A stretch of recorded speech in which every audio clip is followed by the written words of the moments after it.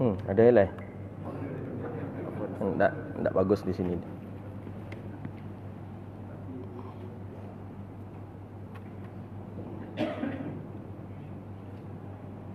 Panjang talinya.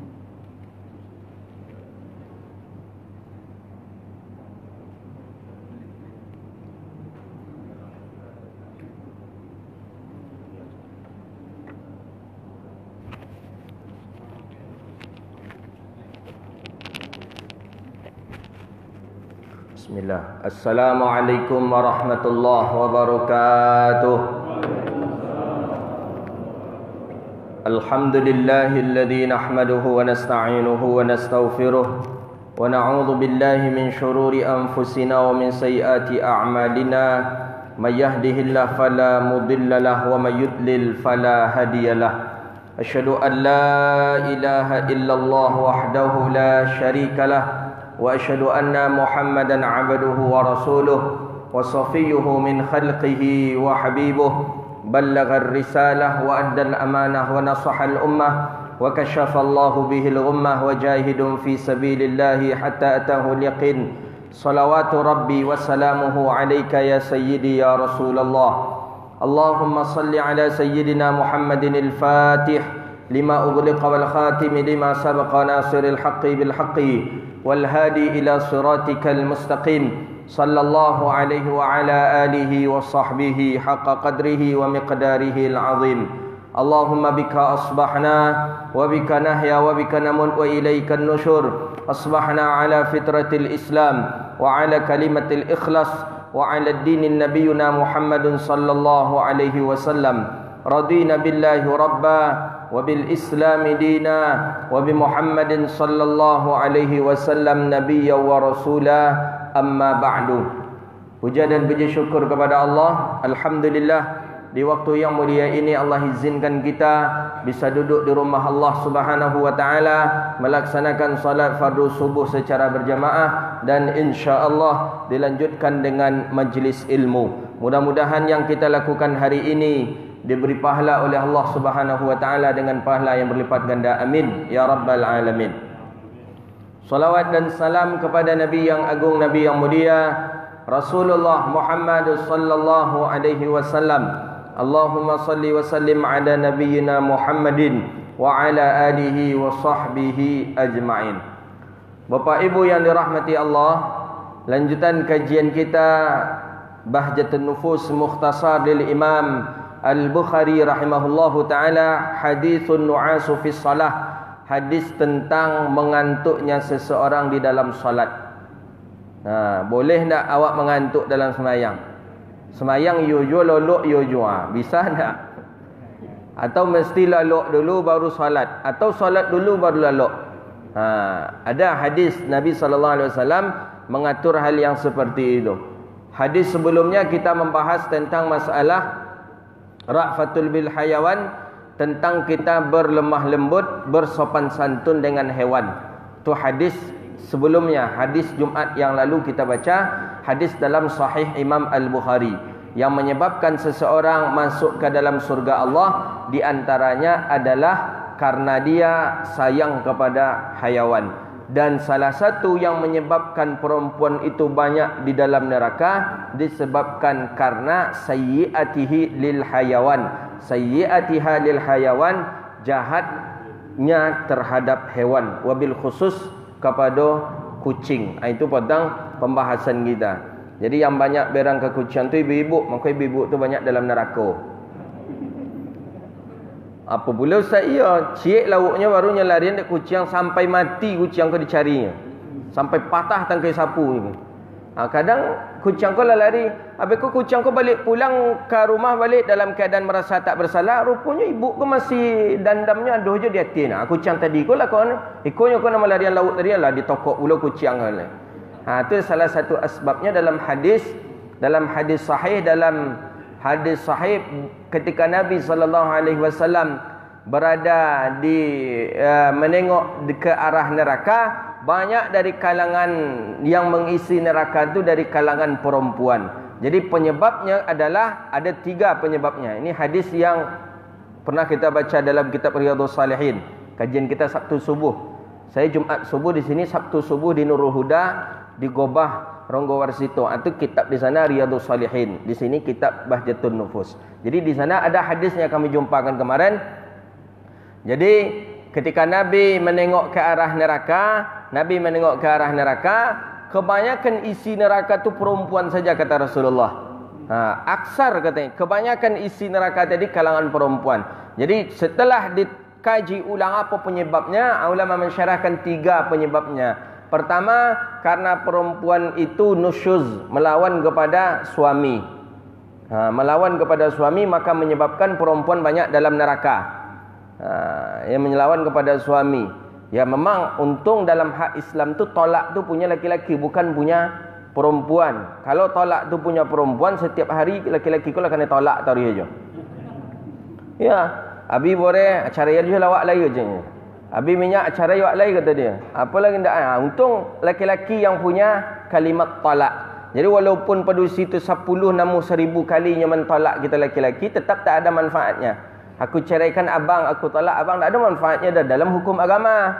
Tapi di kita hari ini, cerai aja lah kita lagi bang. Kata, bisa lah nyong ngecek kawan. Iyo pula laki-laki kau takut. Tak balik pula ke rumah. Salah dalam hukum fikih, tidak berlaku seperti itu. Yang kedua, lisayyati, karena takut, karena jahatnya kepada hewan, wabil khusus kepada kucing. Yang ketiga, ada duha aksar, bilangannya perempuan itu pun memang lebih banyak ditimbang dengan laki-laki. Itu salah satu asbab kenapa perempuan banyak dalam neraka, bahawa perempuan itu jumlahnya memang lebih banyak ditimbang dengan laki-laki. Maka dalam satu riwayat hadis, pada hari kiamat bilangan laki-laki dengan perempuan 1:41.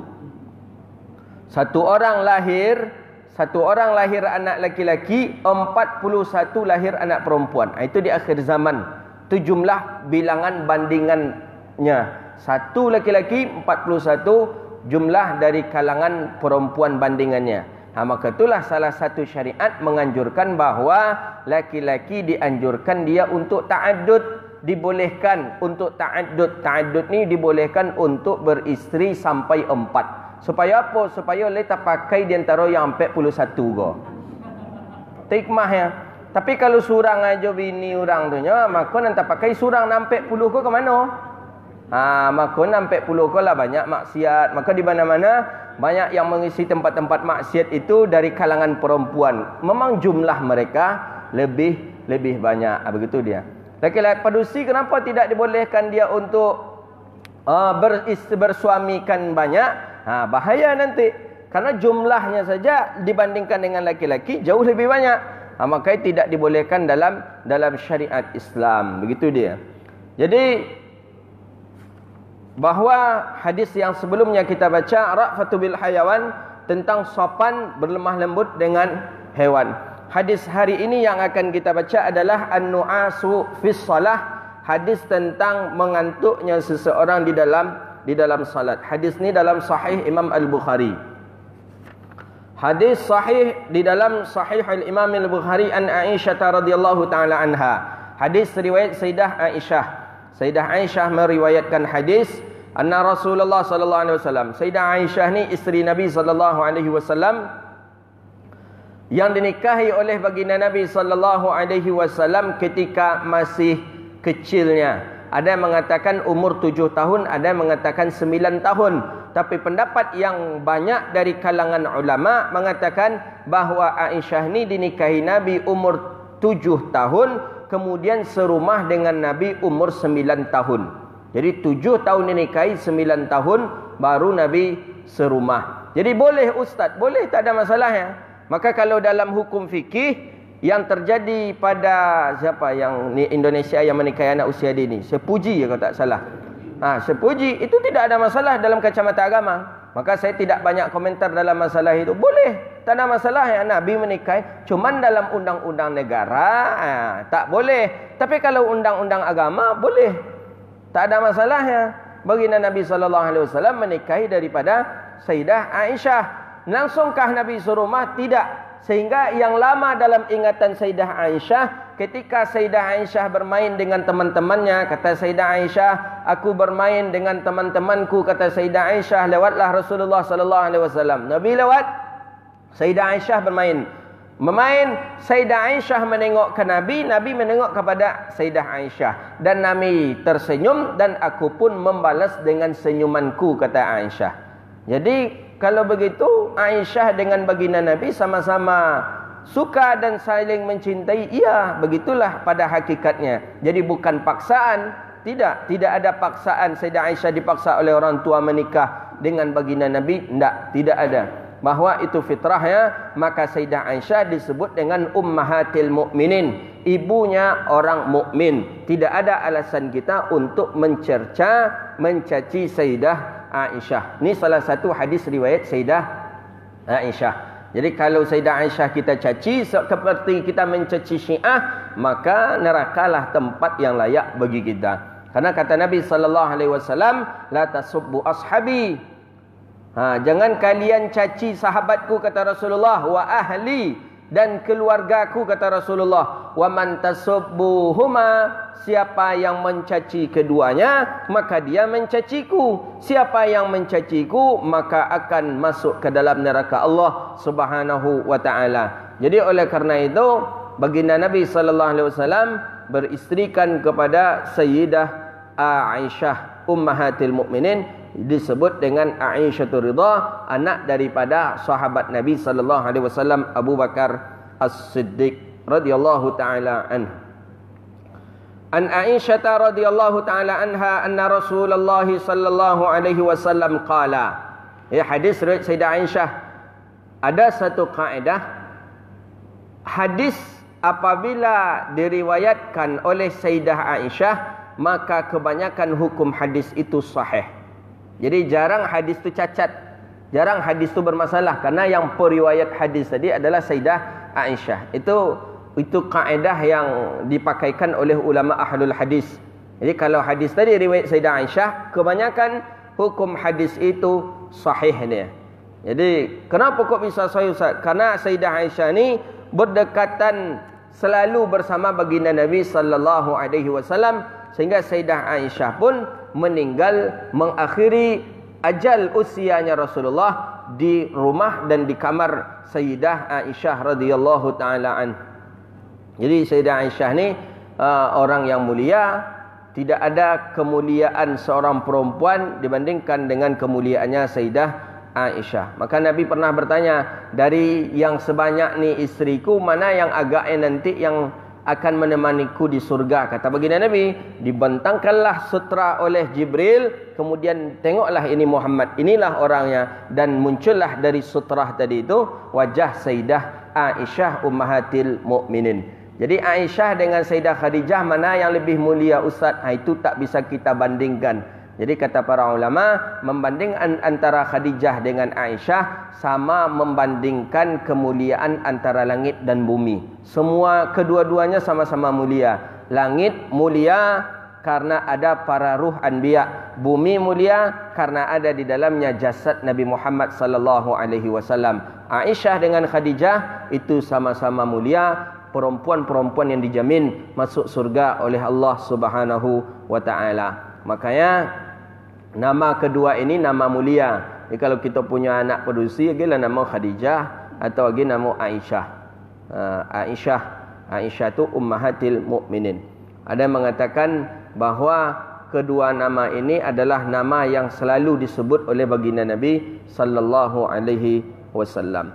Aisyah sampai hari ini riwayat-riwayat hadis Aisyah masih dibaca oleh orang. Riwayat hadis Khadijah kok tidak? Karena memang belum ada periwayatan hadis ketika itu, dan mulai munculnya hadis-hadis baginda Nabi sallallahu alaihi wasallam diriwayatkan oleh para sahabat ketika baginda Nabi sudah pindah ke Madinah. Qala, masuk ke hadis Nabi. Anna Rasulullah sallallahu alaihi wasallam qala, "Idza na'asa ahadukum wa huwa yusalli, falyarkud hatta yadhhaba anhu an-naum." Fa inna ahadukum idza shalla wa huwa na'isun la yadri la'allahu yastaghfiru fayasubbu nafsahu. Kata Nabi sallallahu alaihi wasallam, ini tentang orang yang mengantuk dalam salat. Jadi mengantuk dalam salat ni apakah tanda beratnya ujian bagi kita atau karena memang syaitan itu kuat tiupannya kepada kita atau karena memang diri kita kurang istirahat. Pertama, bahwa memang ada sifat ghaflah. Ghaflah tu malas ibadah. Maka salah satu tanda orang yang malas ibadah adalah ketika dia nak ibadah langsung ketika itu ngantuk. Baru nak baca Quran langsung ngantuk. Malas ibadah. Penyebab malasnya ibadah adalah karena banyak makan.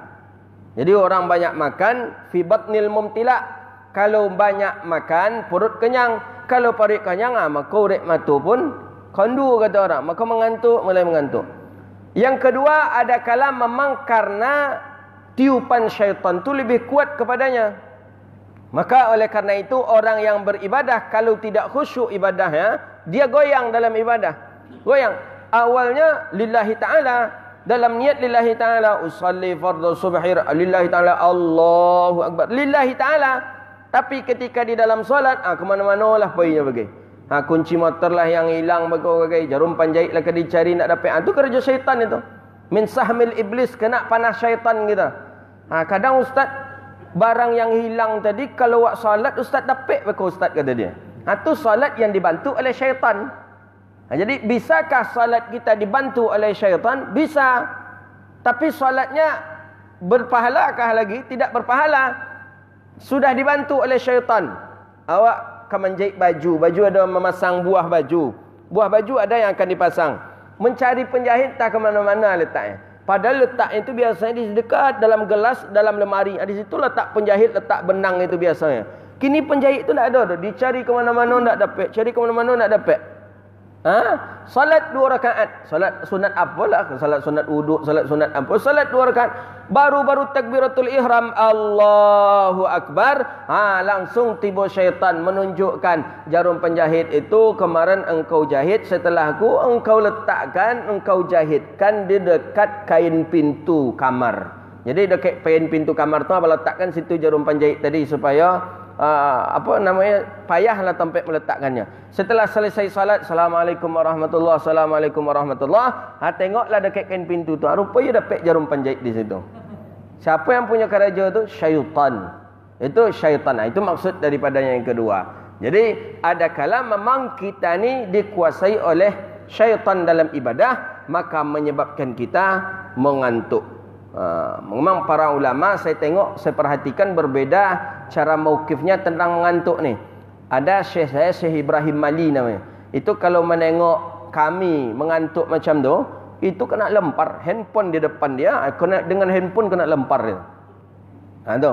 Dan kalau sekadar kena lempar tak apa-apa, ini dibuat pula di belakangnya, siap kena lempar. Hei iblis katanya. Langsung macam tu, memang jago langsung. Tak ada iblis kata dia. Jadi saya tengok apa maksud iblis. Sebab tu boleh bacakanlah. Orang yang tidur ia dalam majlis, yang tidur ia dalam keadaan solat, maka dia adalah iblis kata dia. Masuklah dengan hadis tadi tu. Awak iblis, awak undang-undang. Mata tadi lagi jagonya. Sebab tu baru bagi kekekon. Tu mau undang iblis semuanya. Qala, apa kata baginda Nabi sallallahu alaihi wasallam, iza na'asa ahadukum wa huwa yusalli, apabila mengantuk salah seorang kamu, kata Rasulullah, wa huwa yusalli, dan dia dalam keadaan salat. Ini ada pemahaman ayat hadis ini. Orang tadi dia mengantuk, dia sedang salat. Sedang salat dia, sedang salat, sedang dalam keadaan berdiri, datang ngantuknya. Falyarkud, maka hendaklah dia yarkud ni hendaklah dia untuk tidur dulu, tidur sejenak, hatta yadhhaba anhu an-naum, sehingga hilanglah ngantuknya.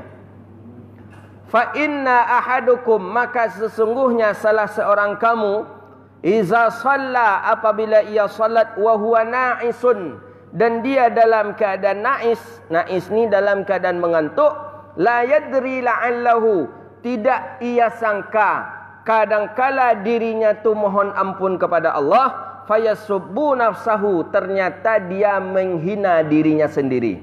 Jadi dalam arti kata awalnya berdoa dia mohon ampun kepada Allah, Tapi dia mengantuk tadi, lain yang terbaca dalam doa tadi. Minta celaka kepada dirinya. Itu bahaya mengantuk.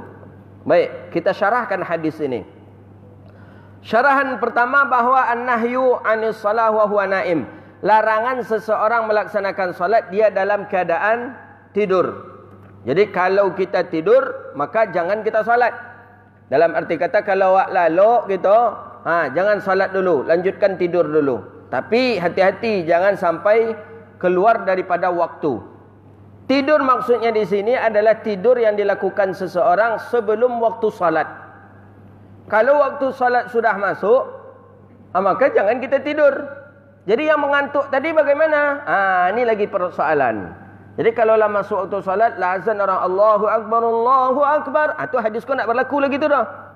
Jangan mereka lalunya dah hadis Nabi, kecik Nabi kalau mengantuk jangan salat lalu aja, lalu lah. Tak lewat jam 9 baru jago bagus lagi. Padahal azan subuh dia bangun. Bukan itu maksud hadis, itu perlu kita catat. Karena ada orang yang memakaikan hadis ko kalau mak paru inyo aja nya. Ketika azan dah datang, azan sudah berkumandang, terhidang makanan. Itunya pakai hadis tu. Kecik Nabi apabila makanan sudah terhidang maka dahulukanlah makan baru salat gini. Padahal lebih dulu azan daripada terhidang makanan. Kecuali kalau memang dah terhidang makanan dan memang kondisi kita pun ada yang lapar, elok makan. Tapi kalau lebih dulu azan daripada menghidangkan makanan, atau mungkin pas ketika azan dihidangkan makanan, lebih elok juga kita untuk melakukan solat lebih dahulu agak santai. Jadi maksud hadis dahulukanlah makan baru solat itu maksudnya kalau menghidangkannya itu sebelum azan. Azan belum masuk, makanan sudah terhidang. Itu memang afdalnya kita makan tu dulu baru salat. Sama halnya dengan hadis ni. Maksud baginda Nabi sallallahu alaihi wasallam dalam hadis ni adalah maka hendaklah seseorang tu ia tidur, tapi tidurnya ini tidur sebelum waktu salat. Maka ada istilah namanya tidur qailulah. Hadis sebelumnya kita membaca ada namanya tidur qailulah. Tidur qailulah tu tidur sebelum waktu zuhur. Itu sunnah hukumnya tidur qailulah. Supaya apa? Supaya tidak mengantuk salat di malam hari. Jadi ketika qiyamul lail, ketika tahajud, kuat mata tidak sama sekali. Maka oleh karena itu, ni hadis baginda Nabi sallallahu alaihi wasallam menganjurkan kita untuk tidur qailulah. Jadi kata Nabi, idza apabila tidur salah seorang kamu wa huwa yusalli dan dia dalam keadaan salat. Ini masuk ke hadis yang ini lagi ni. Kalau tadi kalau kita mengantuk sebelum waktu salat masuk, tidurlah kita dulu sejenak. Tapi kalau sebelum masuk waktu salat, kalau sudah masuk waktu salat, ini berlaku hadis ni. Idza na'asa adukum wa huwa yusalli, apabila mengantuk salah seorang kamu dan dia dalam keadaan salat. Dalam keadaan salat, pertama bisa jadi dia akan salat. Yang kedua maksudnya dan dia dalam keadaan salat, maksudnya waktu telah masuk. Waktu masuk kita mengantuk. Kita akan melaksanakan salat dan datang kita ngantuk. Apa kata baginda Nabi? Falyarkud hatta yadhhaba anhu naumu. Maka hendaklah dia istirahat. Hendaklah ia istirahat, yarkud. Ada yang mengatakan yarkud ni dengan makna tidur. Tapi banyak ulama mengatakan yarkud ini dengan makna hendaklah ia istirahat hatta yadhhaba anhu naum, sehingga hilanglah daripadanya tidurnya, mengantuk tadi hilang. Ada 3 caranya. Pertama, ulama memberikan cara apabila seseorang itu mengantuk dia ketika ia salat, maka boleh ia istirahat sejenak ketika salat. Jadi dalam salat tadi tiba mengantuk kita umpamanya kita salat malam. Ini kata Imam Maliki, hadis ini dalil kepada salat malam, salat tahajud umpamanya. Kita umpamakan salat tahajud. Tapi dalam mazhab Syafi'i hadis ini bukan untuk tahajud saja, tapi juga untuk yang lain. Kita umpamakanlah dengan salat tahajud. Salat tahajud, salat kita Allahu Akbar. Rakaat pertama lancar, rakaat kedua lancar, salam, ambil 1 rakaat lagi. Rakaat pertama lancar, rakaat kedua mengantuk, kuat sekali mengantuk. Tak bisa kita menahan kantuk kita. Pendapat yang pertama mengatakan boleh kita berdiam sejenak untuk mengistirahatkan mata kita. Berarti sambil berdiri lah berarti. Kalau sambil duduk tasyahud, duduk tasyahud berarti atau duduk antara dua sujud, duduk antara dua sujud. Tidurlah sejenak kita sana. Bukan tidur, maka yarkud ini bukan tidur maksudnya, tapi istirahat kita sebentar. Dalam keadaan salat boleh. Sebagaimana di dalam hadis baginda Nabi sallallahu alaihi wasallam pernah melakukan, tapi ketika sujud. Salat malam, mata yang sangat kuat sekali mengantuk ya. Ketika sujud tadi ambil di situ. Tapi sejenak saja. Falyarkud sejenak sehingga hilang mengantuk tadi. Ya, sama dengan kita mengendara mobil, ngantuk-ngantuk. Istirahatkan sejenak mata kita. Agak 2-3 menit kemudian fresh lagi. Dalam salat boleh. Ini pendapat yang pertama. Cara pemahaman yang pertama. Tidur dalam sujud, sejenak kemudian kita angkat balik. Tapi sejenak saja. Jangan lama-lama. Lama-lama bukan sampai lu kalau wali basinya bukan sujud. Tidaklah ini. Cara yang kedua, ini nanti kita menyampaikan caranya dulu. Nanti pendapat yang mana yang kita ambil. Cara yang kedua, bahawa seseorang itu ketika ia salat, maka ia lanjutkan salatnya dalam keadaan kuat, cepat. Cepat ia lanjutkan solatnya sampai setelah salam. Kemudian setelah salam ia istirahat dan duduk atau tidur di tempat solatnya. Itu pemahaman yang kedua.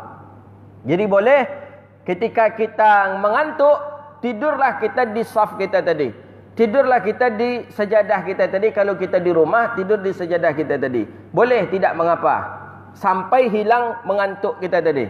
Ya berarti ini mengantuk bukan ngantuk berat ini. Kalau mengantuk berat, tak akan bisa hilang dah 4 minit, 5 minit. Itu memang pakai bantal, pakai kasur semua ini.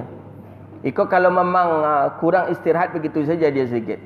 Pemahaman yang ketiga kata ulama, boleh dia untuk pergi mencari tempat yang khusus untuk beristirahat. Kalau sudah hilang ngantuknya, sudah hilang daripada rasa ngantuknya, maka baliklah dia ke tempat salat untuk melaksanakan salat. Jadi ada 3 nih. Ada 3 syarahan hadis nih. Cara pertama, dia tidur langsung ketika dia salat. Cara yang kedua, boleh dia tidur tapi tidak di dalam salat, dia di luar salat tapi di salat atau di tempat salat itu dia tidur. Cara yang ketiga, dia pergi mencari tempat yang khusus untuk dia beristirahat. 3 nih hadis ini. Mana yang dipakai? Maka kata para ulama bahawa maksud hadis apabila mengantuk salah seorang kalian dan dia dalam keadaan tidur dan dia dalam keadaan salat, maka istirahatlah sehingga hilang daripadanya tidur. Pendapat yang diambil oleh ulama adalah pendapat yang kedua. Jadi ketika kita salat subuh, sebelum salat subuh tapi kita sudah selesai salat sunat qabliyah. Setelah selesai salat sunat qabliyah, mengantuk, kuat sekali mengantuknya. Belum salat subuh lagi ni. Boleh kita tidur sejenak dekat sejadah kita, tempat duduk kita itu, tidur sejenak. Kemudian setelah itu kita melaksanakan salat. Itu maksud hadis ni. Bukan pergi ke rumah kemudian pai lolok balik pula ke masjid. Balik enggak. Jadi jangan nanti hadis tu kan ada itu, maka istirahatlah. Habis pulang nanya lolok, itu jam 8 baru ke jago begitu. Jadi maksudnya istirahat sejenak saja. Pendapat yang pertama tadi enggak. Menurut mazhabnya Imam Maliki, pendapat yang pertama tadi batal wuduk. Batal wuduk berarti batal salat. Idza nama ahadukum minas falyatawadda, kata Nabi. Apabila tidur salah seorang kalian, maka hendaklah dia berwuduk. Menurut mazhab Maliki, wuduk batal apabila seseorang itu tertidur. Tidur batal wuduk. Baik tidur yang tetap atau tak tetap, batal wuduk. Dalam mazhab kita Syafi'i, tidur tidak membatalkan wuduk, tapi tidur yang mustaqir. Tidur yang masih dalam keadaan tetap. Tetap tidak bergerak dia. Tapi kalau tidur yang bergerak, dia tidur, tapi tangkik ke muka seketika iku itu. Maka wuduknya batal. Jadi dalam mazhab Syafi'i itu, ilat membatalkan wuduk bukan karena akal, karena hilang akal ketika itu, tapi karena terangkat pantatnya. Ustaz, dia apa batal wuduk terangkat pantat? Kan pantat yang terangkat dari lantai. Kata mazhab Syafi'i, dikhawatirkan ketika terangkat pantatnya tadi, angin pun keluar. Nah, itulah dia. Maka dalam mazhab Syafi'i, kalau duduk tetap lama, berapa lama pun lah duduknya tetap, insya-Allah wuduk masih boleh. Walaupun lah ke mana-mana mimpinya lah, ke Makkah lah, ke Madinah, ke mana-mana lah, tetap wuduk masih dianggap sah, tidak mengapa. Ya, tapi tidak keluar air liurnya. Tapi kalau mimpi Allah pula kemudian di sekolah keluar pula, itu tidak lah itu dah. Kemudian yang kedua, kalau sudah terangkat pantat daripada lantai. Terangkat dia, walaupun terangkat tu tipis saja dia. Tipis dia. Dia ini lantai, ini pantat kita. Terangkat tipis saja sedikit. Maka itu batal dalam mazhab kita Asy-Syafi'i.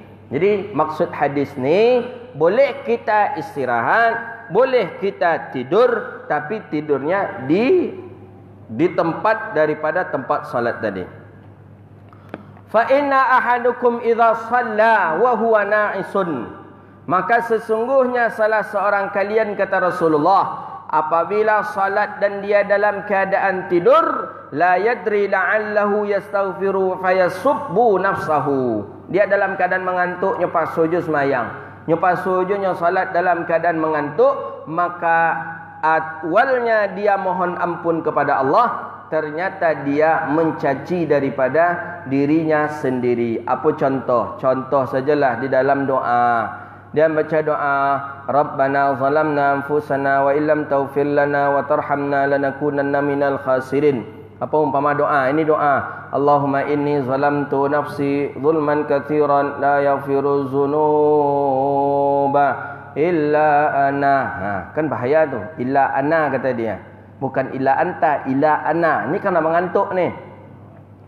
Inni Allahumma ya Allah, inni zalamtu, sesungguhnya aku berbuat zalim nafsi terhadap diriku, zulman katsiran, zalim yang begitu banyak, wala yaghfiru dzunub, dan tidak ada yang mengampuni dosa illa ana, kecuali saya. Hanya yang bisa mengampuni dosa.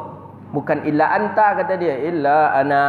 Karena itu bahayanya kita tidur dalam keadaan mengantuk dalam keadaan salat. Awalnya kita berdoa mohon ampun kepada Allah, tapi lebih kepada menghina diri kita jadinya. Mengatakan kita yang bisa mengampuni dosa tidak lagi kepada Allah. Maka oleh karena itu, mengantuk dilarang oleh baginda Nabi kita salat. Jadi kalau mengantuk tadi macam mana caranya? Ada 3 tadi. Ada kala memang dia lakukan istirahat itu di dalam salat. Ada kala yang kedua dia lakukan istirahat itu di tempat salat. Ada kala yang ketiga dia melakukan istirahat itu di tempat yang lain selain daripada tempat salat. Tapi pendapat yang kuat mengatakan bahawa dia istirahat hendaklah di tempat ia akan salat itu. Kata ulama, hadhil isyarah wa yusalli wa yujahid nafsahu jahdahu thumma yanam fa iza istayqadha min nawmi arda salati. Jadi qala ulama inna annahu man khafa fawatil waqti min awqatis salah. Siapa yang dia cemas waktu salat itu akan habis, kemudian dia tunggu masuk tu salat, ni mengantuk ni, dia tahan, tidur ia sedikit, kemudian bangun ia, kemudian ia salat lagi. Ketika salat itu dikuasai ia oleh ngantuknya, tetapi ia paksa sehingga ia bisa melaksanakan salat, kemudian dia tidur, maka tidur dia tadi dihitung bagian daripada orang yang salat. Gitu dia. Jadi kita umpama kita sebagai security di sebuah perusahaan. Dari kemarin maghrib tidak tidur, kita tak tidur, mengantuk. Datanglah mengantuk tu jam 5. Ini belum salat subuh ni, jam 5 datang ngantuk. Dia tahan sedikit, tak tertahan. Dia tidur, tapi tidurnya jangan tidur yang seperti yang ketiga tadi. Tidurlah tidur yang kedua. Tidur di tempat salat tadi, tidur sejenak. Dapat 2 minit jadilah. Dapat 2 minit, salat. Salat sekencang apapun tak mapa. Tapi ada rukunnya. Salat, setelah selesai salat, langsung dia tidur. Maka selama tidur dia tadi itu dihitunglah tidur sedang dalam keadaan salat. Itunya maksudnya, ini lalok tapi dihitung semayang. Apa maksudnya? Tidur orang macam itulah dia. Ancak berarti itu Ustaz, ancak. Ya, karena sudah menahan ngantuk. Karena memang kerja malam tak ada tidur malam, menahan ngantuk. Tidur dia itu, selama dia tidur tu dihitunglah selama itulah dia sedang dalam keadaan solat. Kan lama tu. Cuman jangan sering-sering buat macam tu, jantung kita bermasalah nanti itu. Ya. Jadi boleh seperti itu, ya besar pahala. Cuman jangan sampai kita melakukan hal yang seperti itu. Kebanyakan ulama biasanya mengamalkan itu dalam Ramadan. Ramadan malam aktif qiyamul lail, malam dengan tadarrus, malam dengan zikir, malam dengan i'tikaf. Mengantuk, sangat mengantuk sekali waktu subuh itu, buatlah macam itu. Tak tahan kita lagi. Setelah selesai salat langsung tidur. Tidur kita itu dihitung seperti tidur orang yang melaksanakan salat. Begitu dia. Jangan dipaksakan. Paksakan bahaya nanti. Apa manfaat Nabi menyuruh kita untuk istirahat dulu? Maka istirahatlah, kata baginda Nabi sallallahu alaihi wasallam. Untuk apa? Nabi sallallahu alaihi wasallam manfaatnya adalah al-iqamatu zahabun naum wal ghaflah wa hudurul qalb. Bahawa sesungguhnya mengantuk itu bisa menyebabkan seseorang tu lalai. Maka dengan kita istirahat, hilanglah sifat lalai tadi. Wa hudurul qalb, dan hadirnya hati. Kalau mengantuk, hati takkan hadir. Kalau mengantuk berzikir, hati tak hadir. Makanya salah satu adab dalam berzikir dalam Tanwirul Qulub fi Muamalatil Ghuyub lil Imam Amin Kurdi, tak boleh seseorang berzikir sambil menyandar ke dinding.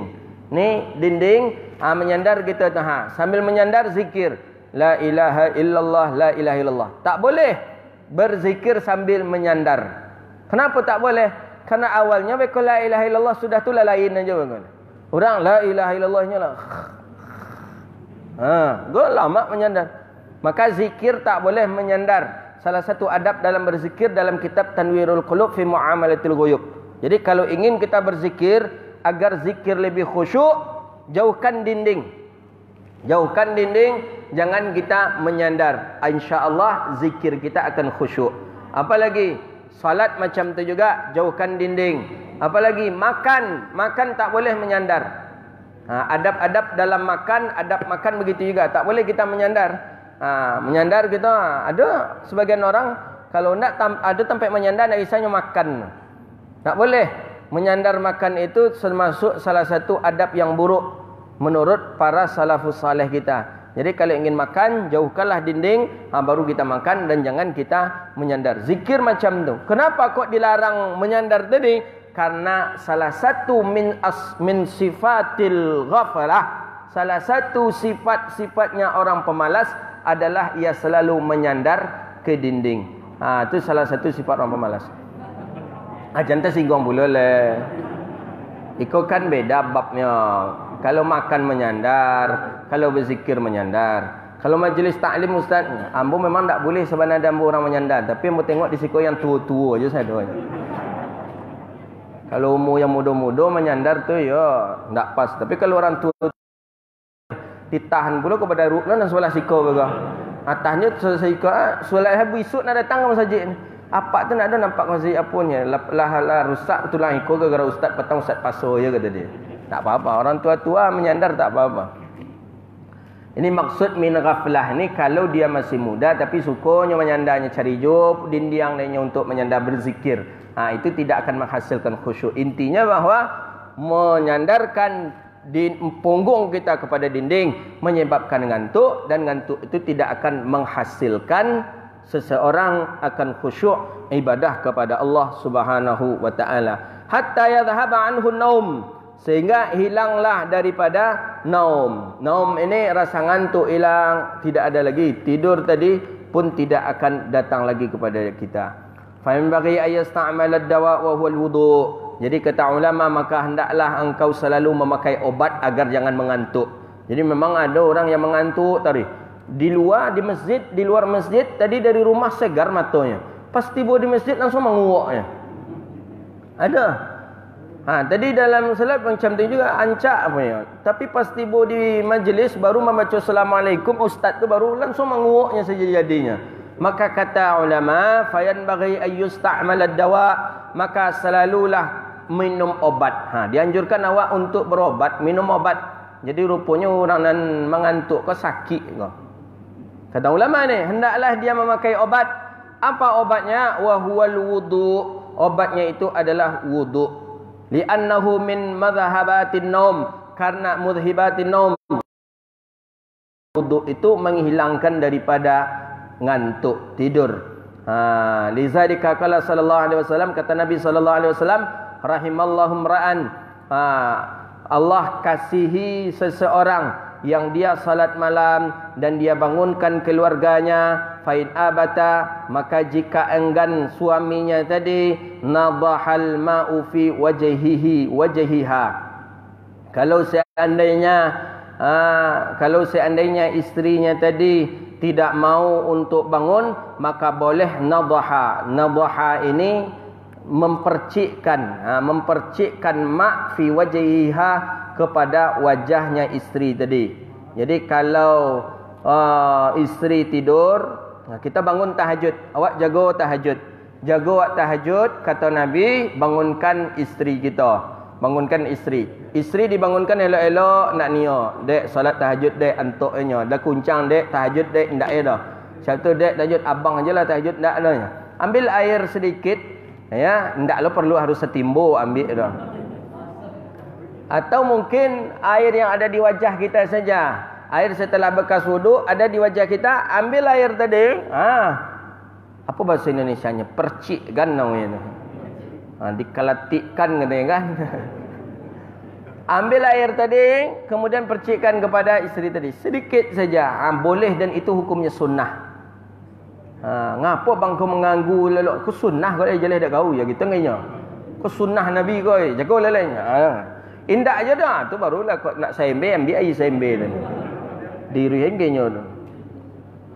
Kemudian kata Nabi, orang yang melakukan itu orang yang disayangi oleh Allah loh. Nabi mengatakan rahimallah. Allah sayang, Allah cinta kepada seseorang yang qama bil lail, yang dia salat malam, ia bangunkan istrinya. Fa in abata nadhal ma. Kalau seandainya istri tadi tak mau, enggan dia untuk dibangunkan, maka boleh dipercikkan air kepada wajahnya. Apakah itu laki-laki saja yang disayangi oleh Allah karena dia mempercikkan air kepada wajah istrinya? Tidak. Begitu juga dengan perempuan. Wa rahimallahu ra'atan.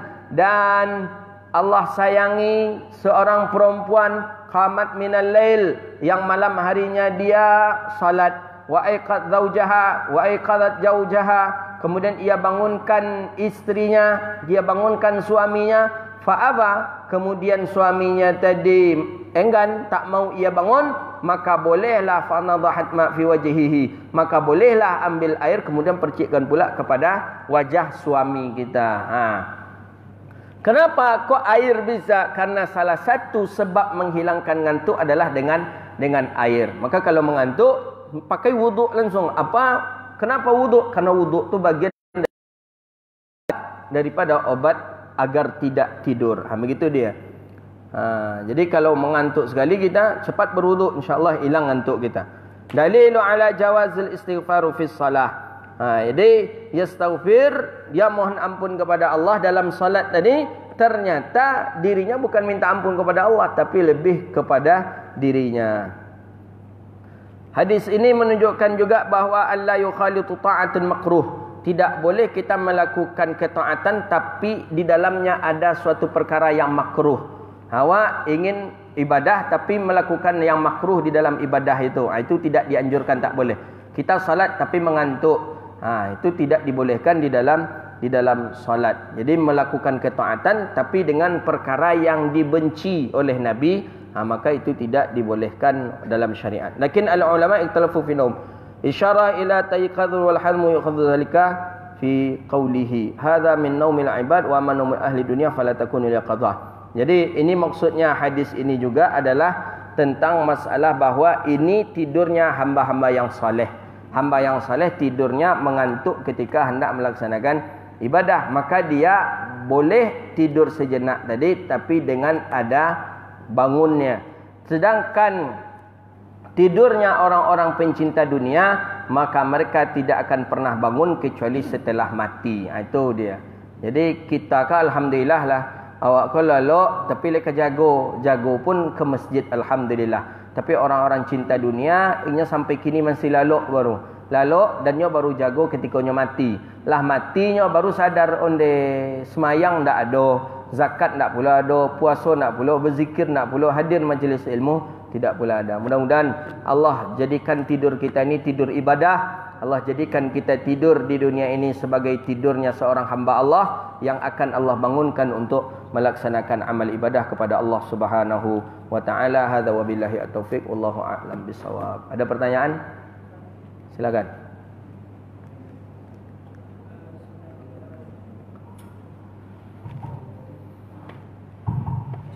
Assalamualaikum warahmatullahi wabarakatuh. Assalamualaikum warahmatullahi wabarakatuh. Saya pernah membaca, Ustaz, ada larangan kita tidak boleh tidur. Salah satunya setelah sholat subuh kita tidak boleh tidur, Ustaz. Yeah. Bagaimana kalau kita sebelum sholat subuh tersebut kita melaksanakan aktivitas sholat yang mulai tadarus dan lain-lain sebagainya. Umpamanya kita bangun jam 3 atau jam 4, Ustaz. Jadi setelah sholat subuh kita ngantuk kan, apakah boleh kita tidur setelah sholat subuh tersebut setengah jam atau 1 jam? Sekian, terima kasih. Baik, bagus. Jadi baginda Nabi sallallahu alaihi wasallam ketika tahajud ni, tahajud baginda Nabi. Nabi antara tahajud dengan solat subuh Nabi melakukan tidur sejenak. Nah, itu yang disebut dengan ittija'u Rasulullah. Jadi Nabi ada melakukan tidur sejenak antara tahajud dengan solat subuh. Tidak langsung Nabi, tidak langsung. Jadi kalau dari jam 3 kita langsung subuh, langsung duduk di majlis ilmu pengajian, memang mengantuk kuat. Tapi baginda Nabi sallallahu alaihi wasallam, Nabi ada tidur sejenak. Ada yang dibaca oleh Nabi sallallahu alaihi wasallam, Allahumma rabba Jibril wa Mikail ala, di dalam riwayat hadis dalam kitab Bidayatul Hidayah ada itu. Jadi tidak langsung langsung baginda Nabi sallallahu alaihi wasallam salat, maka dianjurkan seseorang untuk tidur. Atau jangankan orang yang tahajud jam 3, kita yang jam 4 saja tahajud, jam 4 terus sampai menunggu waktu salat, azan subuh. Ketika azan subuh itu boleh kita setelah itu salat 2 rakaat, salat sunat fajar. Setelah salat sunat fajar boleh kita untuk tidur sejenak. Tapi tidur sejenak tadi, tidur yang kedua tadi, tidur di tempat salat. Bukan tidur ke kamar. Kalau tidur ke kamar beko jam 10 jago beko. Jangan tidur ke kamar, tidurlah kita di tempat salat itu. Sebagaimana Nabi melakukan itu. Hatta sehingga sahabat menghitung lamanya Nabi tadi itu dengan 50 ayat. 50 membaca ayat. 50 membaca ayat, 50 ayat. 50 ayat, selama itu pula lah Nabi istirahat tadi. Setelah selesai, maka barulah sahabat Nabi bangkit dari tidurnya, kemudian Nabi melaksanakan salat. Jadi sunnahnya seperti itu. Sunnahnya seperti itu. Dan jarang orang kita mengamalkan, jarang. Dan itu sunnahnya memang seperti itu. Masuk waktu salat, azan, setelah azan salat 2 rakaat, salat sunat qabliyah subuh atau salat sunat fajar, setelah itu tidur. Tidurnya di tempat salat tadi, tidur, itu yang yurqat itu. Tidur istirahat sebentar, kira-kira 50 ayat. Berapa lama 50 ayat itu? Ada sekitar berapa? 5 menit? Ada 10 menit? Sekitar 10 menit. 10 menit 50 ayat, sekitar 10 menit tidur. Setelah itu baru iqamatis shalah. Sebagusnya seperti itu kita. Daripada kita tidur nanti setelah subuh. Salah satu tidur yang dimakruhkan adalah tidur setelah selesai subuh, kecuali memang tidur yang mengantuk betul kita.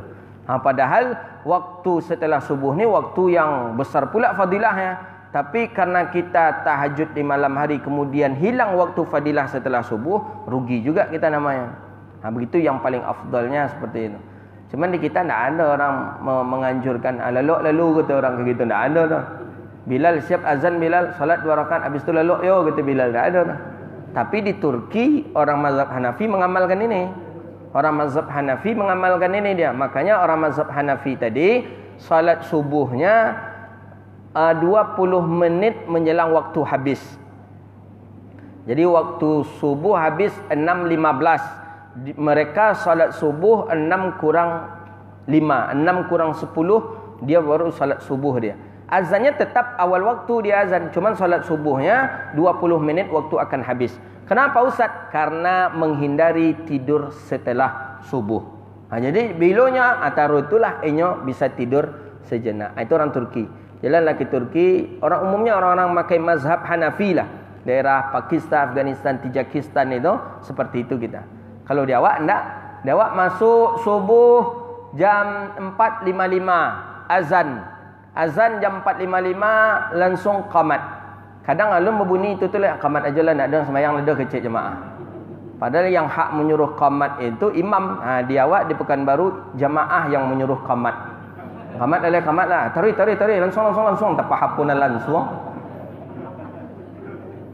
Kadang imam tak kaji aja imam langsung apa lah cara kecil imam bela kadang. Alah tarik langsung. Hakul muazzinu lil imamihi. Haknya si muazzin tu haknya di imam itu. Azan kata imam, azan si muazzin. Qamat kata imam, qamat muazzin. Wa hakul khatibuhul imam. Dan haknya si khatib imam. Jadi haknya haknya imam khatib. Ulang balik. Yang boleh imam memerintahkan, yang boleh memerintahkan khatib dan yang boleh memerintahkan muazzin untuk azan dan iqamat adalah imam. Azan kata imam, azan. Qamat kata imam, qamat. Cuman imam saja. Dan yang berhak menjadi imam ketika salat Jumat adalah si khatib. Tu kaedahnya itu. Jadi khatib dialah yang berhak untuk menjadi imam kalau salat Jumat. Karena dia khatib. Maka kalau ingin setali, sampaikan langsung khatib tadi, khatib jadi imam langsung ya. Jadi karena khatib-khatib di Pekanbaru ni jarang jadi imam karena imam masjid tu sudah ada, maka cik khatib aja tugasnya. Padahal hak dia setelah selesai khutbah tadi langsung dia jadi imam, itu haknya sebenarnya. Cuma kadang khatib ni kan tak kori, kadang ceramah aja yang pandai tapi suara macam belek poca kena tokok. Ya kan? Jadi ancak jo imam tempatan gitu. Ambo kalau disuruh orang jadi imam, kalau nak terpaksa ndak mau ilak-ilak je mana. Karena bahaya setelah itu. Bunyi ustaz tu berapi-rapi pidato tapi disuruh jadi imam memang macam belek poca tu tokoklah belek tu nak jo le bunyi dan tak faham apa bunyi. Karena itulah jadi terpaksa jugalah orang yang bagus suaranya disuruh dia untuk menjadi imam. Hadza wabillahi taufik. Ada pertanyaan lagi? Terakhir. Pertanyaan tadi. Yang 10 menit tidur tu posisinya dulu apa tidur berbaring? Nabi tidur berbaring seperti seolah-olah meletakkan jenazah di lahatnya. Terus kemudian korelasinya dengan wudu Ustaz kalau tidur apakah tidak ada masalah wudu? Tidak. Karena tidurnya dalam keadaan biasa saja dan tidak bergerak karena mengantuk yang biasa saja. Boleh dikatakan tidak tidurlah sebenarnya itu. Cuma lebih kepada mengistirahatkan jiwa saja gitu. Kalau awak lolok memang berkaru tu tanda lolok tu.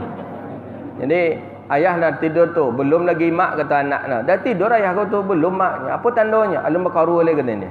Jadi kalau lah mula kecil ayah tu baru tanda ayah tu pastilah lolok tu. Betul dia. Hadza wabillahi taufiq. Rabbana atina fid dunya hasanah wa fil akhirati hasanah wa qina adzabannar. Allahumma faqihna fid din wa 'allimna ta'wil wahdina ila siratikal mustaqim. Allahumma barik lana fi auladina wa dhurriyyatina wa fadhhum wa la tadurruhum wafiqna wafiqhum li ta'atik warzuqna birrahum birahmatika ya arhamar rahimin. Rabbana atina fid dunya hasanah wa fil akhirati hasanah wa qina adzabannar. Subhanakallahumma wa bihamdika asyhadu an la ilaha illa anta astaghfiruka wa atubu ilaik. Wa sallallahu ala nabiyyina Muhammadin wa ala alihi washabbihi ajma'in. Walhamdulillahi rabbil alamin. Demikian, mohon maaf, wabillahi taufiq wal hidayah wa ridha wal inayah. Assalamualaikum warahmatullahi wabarakatuh. Waalaikumsalam warahmatullahi wabarakatuh.